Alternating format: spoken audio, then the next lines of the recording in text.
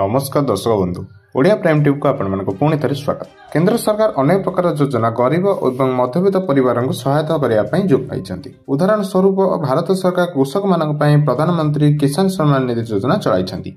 यह योजना अधीन में योग्य चाषी मान आर्थिक सुविधा दि जाऊँगी जहाद्वारा से चाष टंका को नियोजित करेंगे।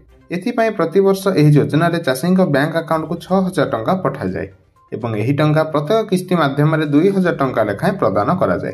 वर्तमान सूत्र जना पड़ी कि पीएम किसान 19तम किस्ती 24 फेब्रुआरी में मिलिबो। प्रधानमंत्री नरेंद्र मोदी फेब्रुआरी 24 तारिख में बिहार भागलपुर ठारे 19तम किस्ती जारी करेंगे। डीबीटी माध्यम हिताधिकारी माने बैंक अकाउंट रे एक किस्ती पाई परिबे। एठारे पीएम मोदी हिताधिकारी संगे कथबार्ता हेबे। तेबे यह थिला पीएम किसान 19तम किस्ती को नहीं बड़ खबर। तेबे एहीपरि खबर प्रथमे जानिया पई आम चैनल संगे जोड़ी होई रुहंतु। धन्यवाद।